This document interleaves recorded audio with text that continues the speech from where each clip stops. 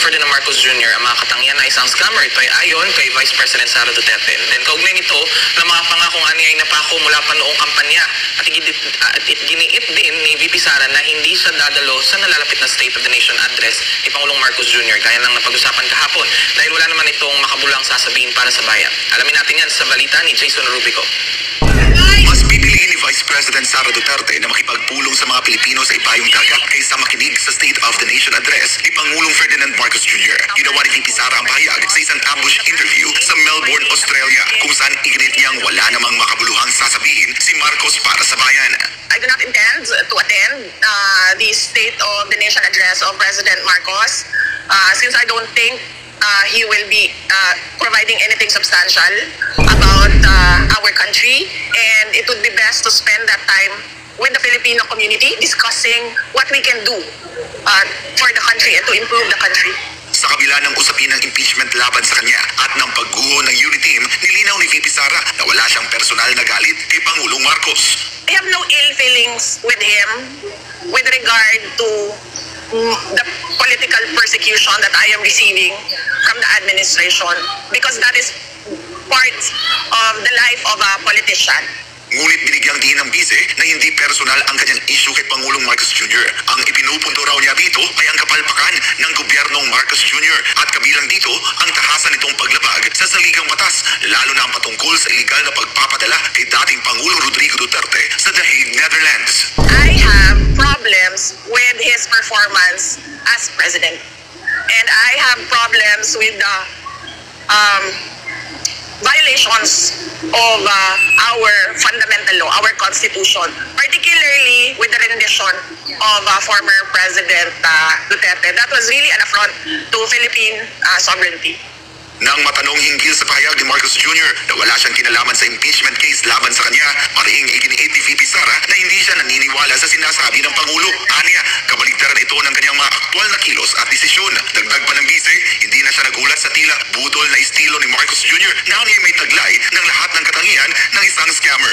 I am happy that you have observed that behavior of the president. He gives conflicting statements truly the very first day of his administration. In fact, he has not followed through with any of his campaign promises, and that is an example of the conflict with regard to our president. And budol in English is scam, no? Yeah. Well, we're not surprised. He has the hallmark of a scammer. Ayan, Atty. Sal, naniniwala po ba kayo sa sinabi ni VP Sara patungkol sa kanyang remarks na isang scammer si Pangulong Marcos Jr.? Hindi mo masisisi ang Vice Presidente na gano'n ang mga payag sapagkat may pinagbabatayan siyang mga kalakaran. Kaya nakarating siya sa ganong konklusyon. Halimbawa, noong siya ay nangangampanya bilang presidente,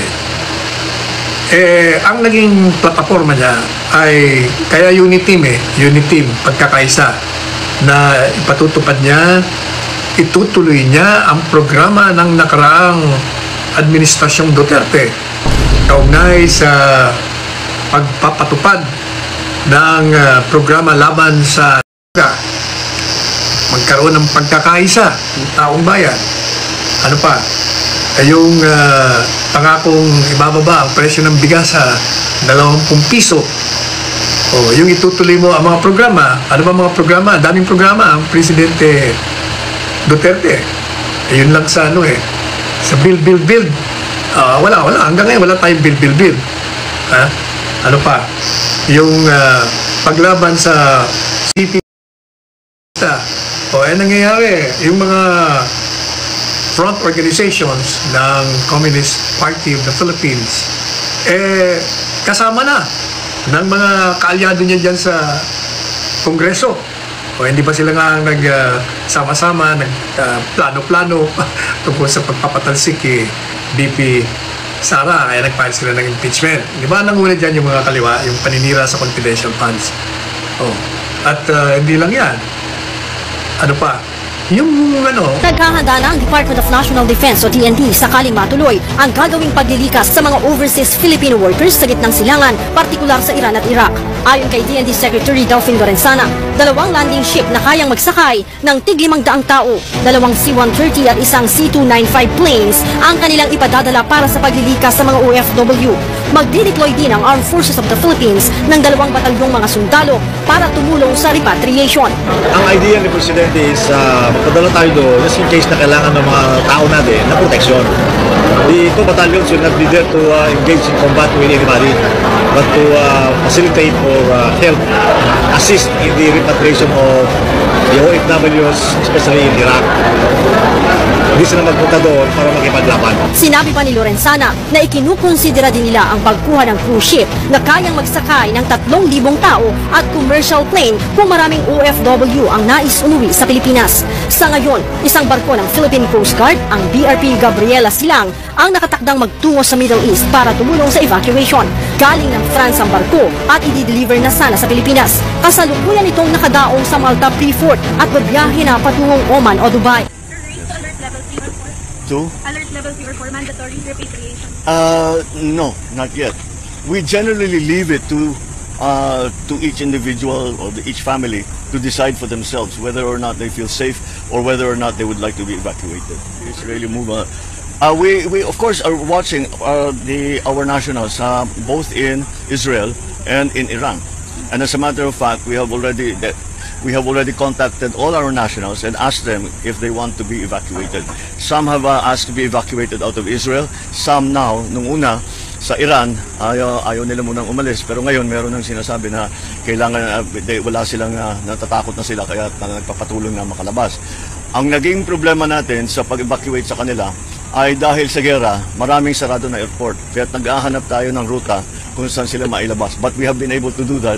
And the first batch, in fact, Secretary Dak is already on his way to Israel, to Jordan, para ma-coordinate niya both the evacuees from Israel and the evacuees from Iran. Tingnan nyo, tanongin niyo yung mga OFWs, yung ginawang pag-care, pagtangi, pag-aalaga sa mga OFWs, hindi yun na ipapakita ng pangkasalukuyang administrasyon. Noon, talagang pag mayroong problema sa Middle East, madaling napapauwi. Ngayon, ang daming nagreklamo na hindi sila makauwi. Kumaga, kulang ang pansin, kulang ang pag-aalaga, kulang ang proteksyon. Yung pangunahing bilihin natin, lalong tumataas. Nung panahon, kahit pandemic, di ba, maganda ang naging patakaran at pagpapatupad ng mga programa. Isa lang yun, ha? Pangalawa, yung ginawa nilang pag-assault sa KOJC. Ang sabi niya, wala namang armadong mga pulis nung sinalakay ang KOJC, nung sinira nila ang kasagraduhan, the sacredness of the place.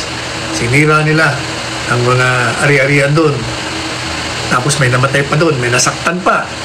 Anong sabi niya? Wala namang armadong pulis doon. Pero nakita natin on screen, buong mundo, na mayroon talagang mga armado.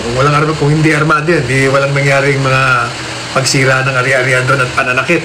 Yun ba? Yun. So, kabaliktaran na naman. Ano pa? Sa ICC mismo, Attorney Sara. Di pa ako tapos. Paulit-ulit na sinasabi ni Presidente Duterte ni Marcos Jr. noon na walang jurisdiction ang ICC. Pero anong ginawa niya? Walang jurisdiction, pero pinapasok niya, pina-arresto niya pa. Ibig sabihin, taliwas na naman sa mga sinasabi niya. Hindi ba napakadami ng pagkakataon na meron siyang sinabing isang bagay, pero ang aktual na ginagawa niya ay taliwas. Kaya, Sinday Sara, sinasabi niya lang ang mga kalakaran na nangyari. Kaya nagkaroon siya ng ganong konklusyon.